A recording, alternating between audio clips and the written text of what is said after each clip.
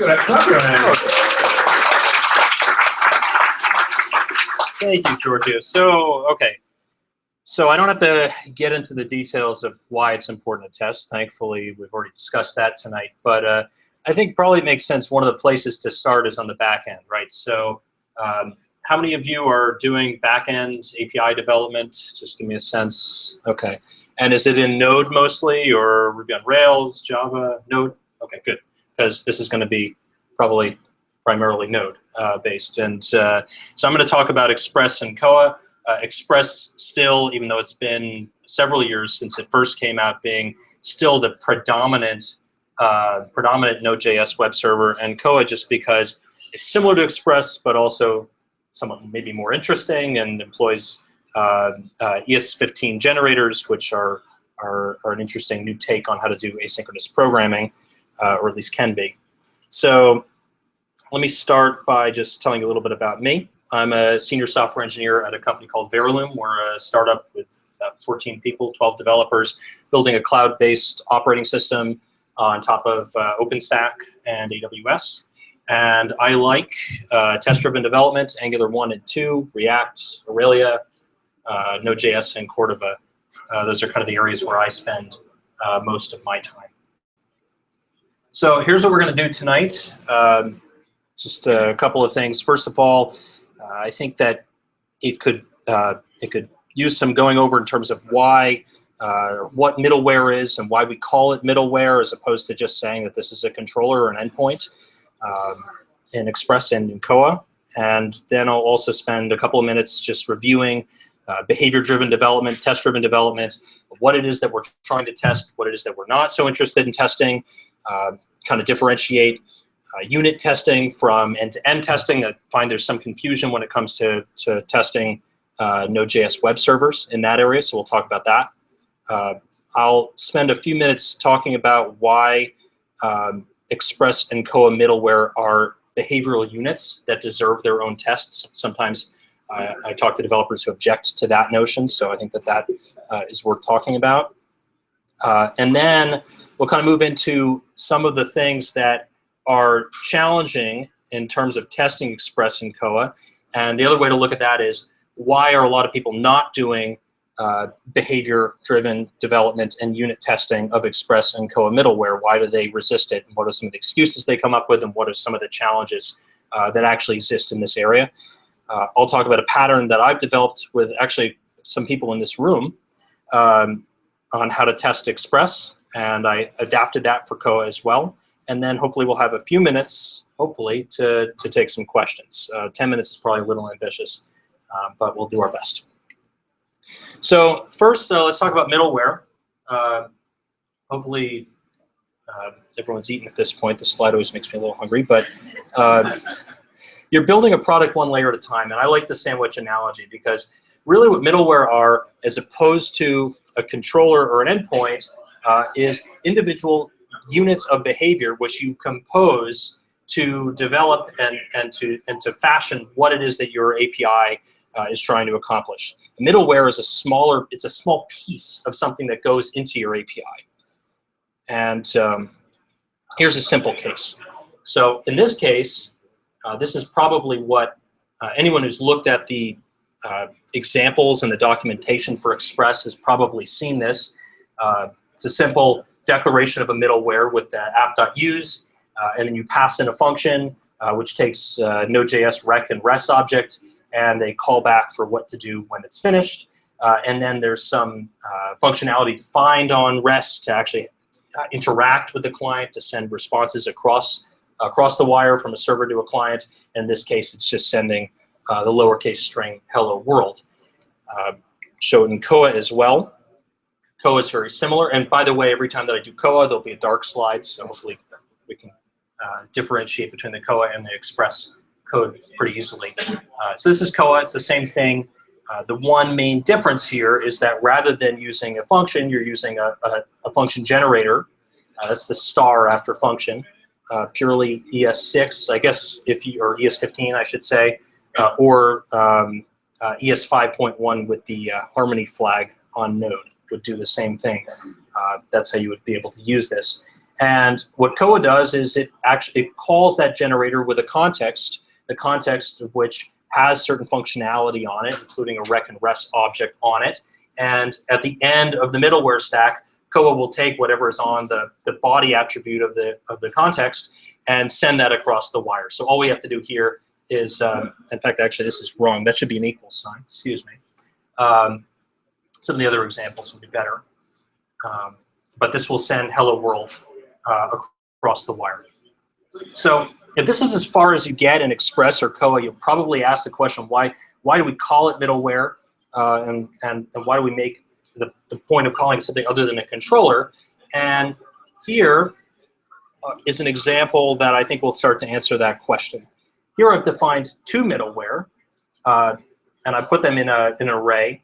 And the first one defines hello world as an uppercase string. The second one will take that and convert it to lowercase and send that across the wire. So functionally, you get the same thing that we had in the previous example. This is kind of a silly example, but I think it helps to demonstrate the point. We have two ways of actually using that middleware. We have a variadic and iterative way of using the middleware. Variadic would be just to pass each of those middleware in as separate arguments to app.use or app.get. And iterative would be to say you're going to actually call app.use or app.get, app.post, any of the functions that Express provides for declaring middleware. You're going to actually call that each time with each of the middleware, one after the next. Koa, it's the same thing, only we have generators. Again, we're taking capital hello world, putting that on the message attribute of the context, and then the second middleware will actually take that, convert it to lowercase, and put it on the body attribute, which means it gets sent across the wire. And again, you have iterative and variadic ways of using that middleware.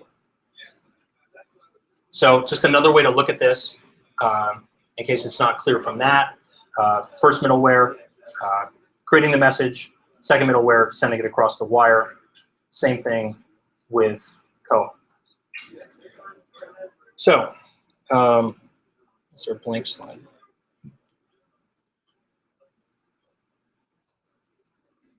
People often will test Express or Koa middleware by just firing up the server and running a request against it. So whatever their dependencies are, if they have a MongoDB instance or an external data source, they'll fire those up, and they'll use something like supertest or superagent to just hit the API and see what comes back.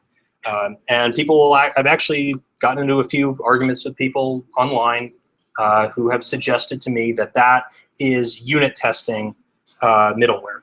However, I would make the case that when you're doing behavior-driven, test-driven development, one person's behavior is another person's implementation. You can argue about what's implementation, what's behavior, but if you're writing middleware, if that's your job, then you're going to have to develop a set of tests for it. It's particularly important if you're packaging that middleware for NPM. I think no one would expect that they're going to get an NPM package downloaded and there's going to be no tests, because that's your responsibility to test how it interacts with your endpoint. If you're building a middleware and that middle layer there, and you're putting it into an API, then you've got to do testing at both the middleware level and at the endpoint level. I don't think there's any other way around it. Testing behavior. So I know we talked about ports and adapters. I personally find that analogy to be a little obscure. The analogy I like is to talk about testing biological systems. For some reason that resonates with me. If I were building an artificial heart, I would need to know what the function of the aorta and the pulmonary artery and the pulmonary veins, and I need to know what those functions are, and I need to know how blood flows from one vessel to the next. If I were building a circulatory system or a human body, I would say those details are implementation. Just give me a blood pumper, and that's the behavior that I'm concerned with, and that's all I'm going to test. So I think it bears keeping in mind what angle are you approaching the problem from. And I think if you're writing middleware and you're responsible for defining public-facing behavior in middleware, then that's the behavior, and you ought to test it. So with that in mind, if we can agree that middleware are behavior, they should be tested, we should be doing test-driven development, and I at least would make that argument. why is it that a lot of people are not testing behavior? I have had many conversations with many developers who thinks I shouldn't be doing test-driven development because of some reason or another, and the excuses are myriad. Everything from, well, we're just writing throwaway code, or this is kind of experimental, or we don't really know what we're doing yet, or there's too much uncertainty, or we don't have enough time. And in my experience, all of those excuses are wrong. They're almost always kind of superficial, and they don't hold up to scrutiny. But there are reasons why people don't test. And I think the main reason is that it's challenging. I think a lot of people don't know how to test Express and Koa middleware, and I think it's hard because there's a lot of front loading. There's a lot of new libraries that you're going to have to learn. It kind of involves changing the way you think about writing code, from starting at the beginning to kind of starting at the end and defining the result and working your way back. And so I think all of those things combined make it hard for developers who are new to test-driven development to really embrace those philosophies. So let's look at some of those challenges. So this is what was recommended to me when I started testing Express middleware, as this is how you should do a behavior test your behavior. And to me, it struck me, this is problematic. This is an end-to-end test. It's good to have an end-to-end test. It's good to know if you're meeting your contract. It's good to know that your system is working from one end to the other. However, it's not really a behavior-driven test, because what happens if someone adds an additional middleware to the stack of middleware that are composed to form this API that's being tested? Well, the ultimate result is going to change. You're going to have to change your end-to-end test, as you might expect, but you shouldn't expect that the result, that the behavior of your middleware are going to change. The only reason this is changing is because you added something to your endpoint. So first challenge is, when you do these tests, you have to address what happens when you add middleware to the stack. So it's number one. Similar to that, you're going to start testing mid-stack. So we have this stack of two middleware that we looked at before. You're going to start testing mid-stack. How do you actually pull these functions out and test them? Right now you have two anonymous functions sitting in an array, probably in a closure somewhere. You're probably not going to be able to pull them into your test suite very easily. And so you're going to be left really without a choice except to test the API endpoint with supertest or super agent, something of that sort. So it's a challenge here. How do we pull out these anonymous functions? How do we test them individually? Number three here, and this starts to get at the asynchronous nature of Node.js applications, is how do we illuminate test failures? So in this example, we have a test that's done with Mocha, and we've mocked the rec and res object, and we're calling our middleware, passing it the mocks, and we're basically expecting that this fake next function that we passed in we're gonna get to that done call, which is coming in from the closure, and we know our test is gonna conclude. You could also assert in there, but the problem is, if next is never called, then your test is just gonna time out. So if next isn't called, you're gonna have a problem figuring out what the problem is, and your test is gonna be fairly unilluminating. Similar to that, you might end up in race conditions like this one, where you're running an assertion. You're expecting that your middleware is going to add the foo attribute to rec and that it's going to equal bar. But who knows whether your middleware is going to get there first, or whether it's going to get there only after your assertion is run and after the test has actually concluded. Especially if something changes and you start with synchronous functionality in your middleware and you move to something that's asynchronous, this could end up becoming an unexpected problem, even though it might actually pass initially. So when the assertion is run, another challenge that we face with testing middleware. Testing with data, another issue. So this example just uses Mongoose. It's just a Mongoose model for posts. which has a method for finding a single post based on a set of query parameters. And you're going to need a way to mock that data source. You don't want to test against live or persistent data. One of the main reasons for that is test pollution. So in this case, we have two tests, one after the other. The first one is going to update a post, and the second one is going to read the value of the post. And so if you're running against a persistent data source and you're not mocking your data, then your first test is going to actually interfere with how you write the second test. And you should not write the second test with a reflection of understanding how your first test modified the data. That's kind of a shortcut, probably bad. So how do you reset the data, or how do you run against non-persistent data? Another challenge with testing Express middleware and Koa middleware.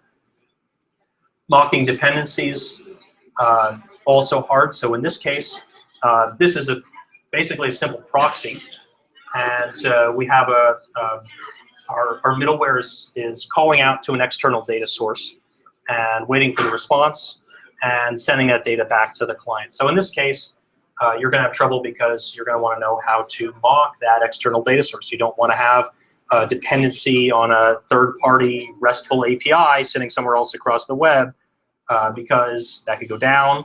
At the very least, it's going to delay your tests, it's going to make them a lot slower to run. So this is another challenge with testing middleware, depending on what you're doing. And so all of these things together, I think, create a situation where it's very hard for developers to start testing the middleware that are composing their APIs. And let's look at a way to solve at least some of these problems. So I had a eureka moment. This is Archimedes in his bathtub, realizing that when he got in the tub, his volume was displaced, the water was displaced in the tub, and he supposedly was the first person to shout eureka. So I had my eureka moment. It's my tribute to Archimedes. And my eureka moment came when I looked at some of the technologies that I was using in actually writing middleware functionality as a solution to how to test it. So middleware plus separation of concerns plus flow control, whether that be promises, which is frequently used in Express, or generators with the Koa module, which would be used in Koa. And we'll look at some of that. So here's the 4 steps that I use to get from kind of the examples that you would see online if you looked at the Express or Koa documentation to a kind of workable, testable pattern for writing middleware. The first step is we need to separate the behavior that's in the middleware into a separate module, which we can pull into our tests and pull into our middleware and our endpoints. If we do that, then we can kind of get at some of these things that are probably being defined as anonymous functions if you're coding Express the way that the examples on the Express website have you do it. Second thing is you're going to use promises or generators for flow control. So you need a way to delay execution of certain parts of your test until parts of your behavior have run. And in Express, it's natural to use promises for that. In Koa, it would be natural to use generators. So we'll explain, we'll talk about kind of what that looks like. The third thing is you need to return client-server interaction to the endpoint. So after you pull everything out, you're going to be left in a situation where your behavior kind of receives methods from rec and res to interact with the client, and that's kind of inappropriate. You want to keep that in your endpoints and in your middleware and have your behavior more versatile than that, and I'll show you what that looks like. And the last thing is you need to configure Mocha to easily use promises or generators so that you can control when the tests are run. Otherwise, it can get kind of ugly. So let's talk about that. So in the next several slides, I reference kind of an old paradigm and a new paradigm. Old paradigm being kind of maybe where you're starting, if you're starting from some of the example code. New paradigm being where at least I would advocate people move to in terms of testing behavior. So in the old paradigm, you would have an endpoint, and that endpoint has certain behaviors that are just kind of defined in line. Go query this post, return it to the client, or define the string hello world and then make it lowercase. These are behaviors, and you're just kind of declaring them in line in the endpoint. And then you're really left with no choice but to pull the entire endpoint into your test and test against that with supertest. I would suggest pulling behavior out into a separate module, which you can then include in your endpoint and compose in your endpoint and test individually in your tests. And here's what that would look like in code. So we have a stack of middleware on the left. The behaviors, which I've just kind of denoted with comments, are defined inside of the middleware, and then we're just passing with the splat operator, we're passing that to app.use. I would suggest moving that behavior here on the right. I defined it as a constant. I would actually suggest putting it into a separate file. There's no real way to represent that here, so it's just a constant at the top. And then you can bring that behavior into your middleware, call it. In this case, I've just called them, but you could receive a value from that or receive a promise from that, which then ends up being resolved to a value, which you then put on rec or send across the wire with res, or actually even pass into next if you're trying to generate an error. And so by separating that behavior, that's kind of the first step in testing. Pulled it out, you've unanonymized it, and you've taken it out of the closure. By the way, I should just note, this looks like a lot more code than it is because I've pretty much, yes. Okay, so this looks like a lot more code than it is because there's no real functionality going on here. This is just the boilerplate, but you're probably going to be writing a lot more than this, and this is going to be a relatively small proportion of your code when you actually write Express application. Yes?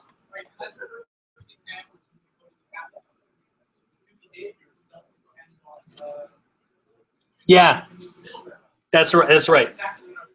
Yeah, that's right. And when you were speaking, I was thinking this would be good because yeah, this is taking it into a place where you can control it, where you can test it, taking ownership of it. Absolutely. Here it is in Koa.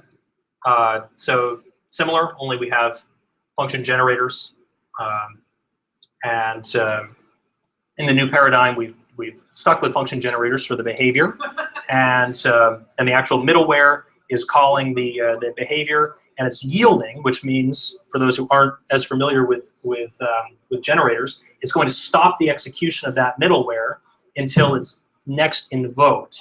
And because of the way Koa works, it will next be invoked as soon as behavior.first, in this case, yields a value. So you can actually stop the execution of the middleware, go to the first behavior, let it do something asynchronously. When it's done doing something asynchronously, it will yield a value back to the middleware, which will then, you can do what you want with it. You can assign it to rec or send it across the client. In this case, I've just called it. Probably not as useful. Second thing, for Express, we're going to switch back to Express. Use promises for flow control. Why? Because they're a standardized interface for asynchronous behavior. At this point, it's native to Node. Even when it wasn't, the libraries were basically following a standard set of conventions. So this is something that other developers are going to understand, and it's going to be very natural for them to understand how you're using it as an interface between your behavior and your endpoints.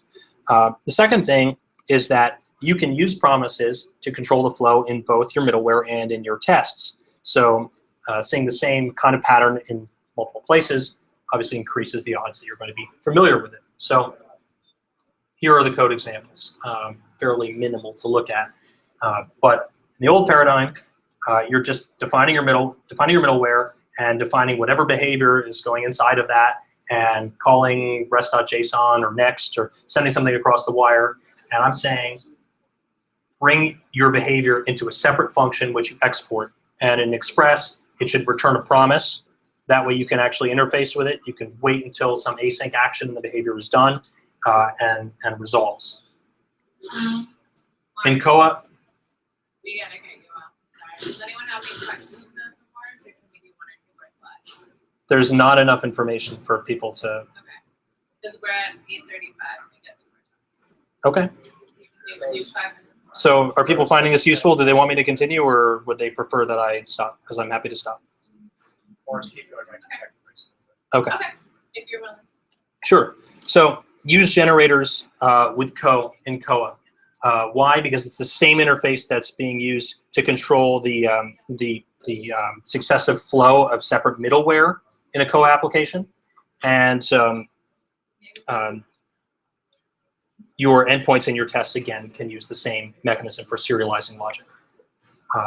One thing you have to know and understand about this is the Koa module, which, according to NPM, is generator-based control flow for Node.js and the browser using promises. What that means is you can wrap a generator in a promise-generating function, and you can also convert a promise-generating function into a generator.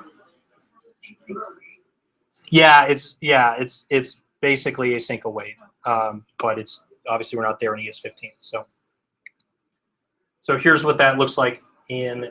I'll skip that actually, interest of time. So return client server action to the endpoint. So here, the old way of doing things, you would simply pass rec and rest to your behavior, and then your behavior is going to interact with your client. And instead, leave rec and rest in your endpoint or on the context in Koa, pass objects or values that your behavior needs to the behavior, and then leave the endpoint in charge of communicating with the client.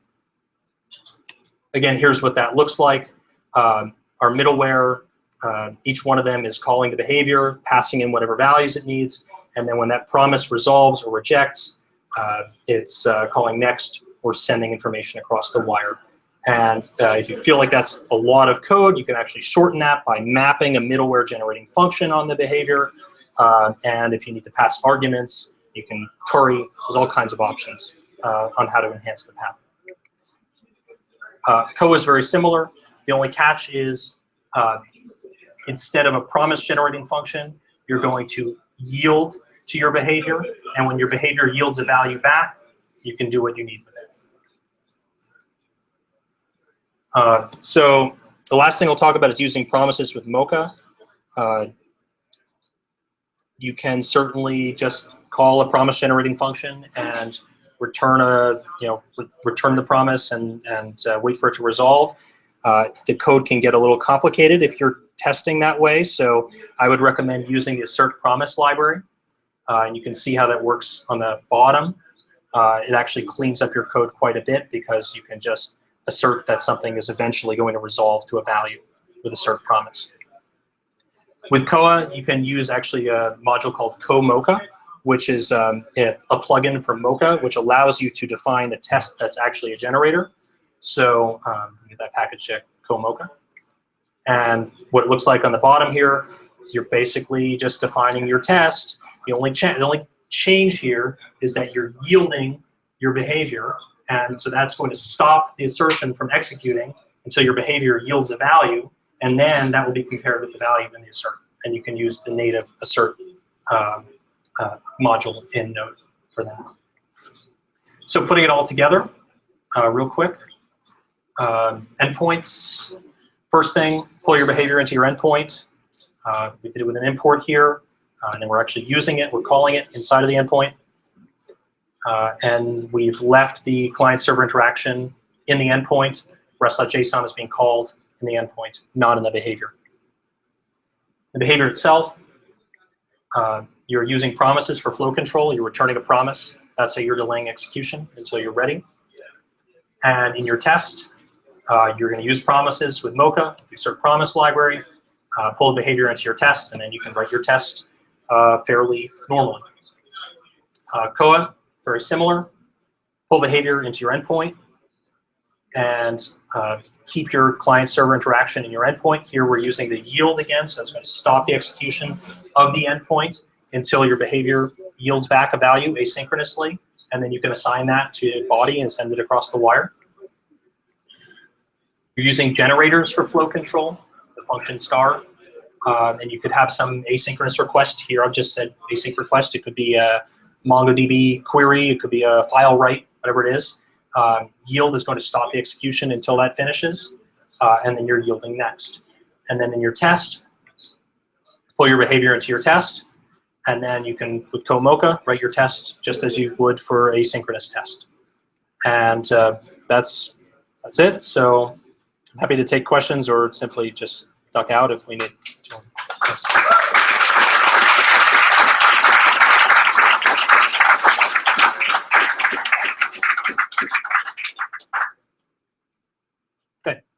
Any questions?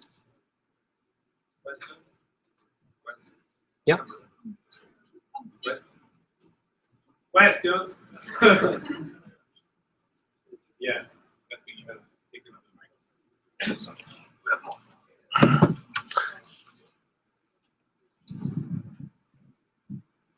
Mars, thanks for a great talk. So a couple questions. Can you speak a little bit to the kind of debate around bringing fixtures into your tasks, and should we be using things like rewire? So there's this philosophy of, okay, you shouldn't really be importing anything into your tasks except for just that one file, and everything else you should be locking out. So just can you maybe speak a little bit about that? And also, I noticed you didn't mention anything around HTTP interception using libraries like Knock. So I guess you can speak to that as well. Yeah. So Test your process. So they're good questions. I think the main objective with your tests in terms of how you write them is to make them readable.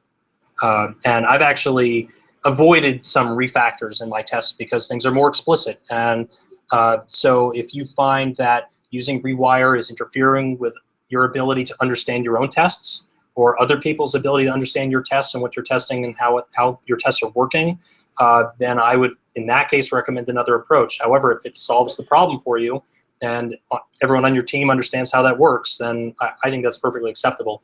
Knock is really how I've done mocking of external data sources. I know it's kind of anything like rewire or knock that's kind of clobbering existing functionality and just overwriting it is kind of, it's always a mixed bag to some extent, but sometimes those are your best choices. Other questions? Okay. Thank you.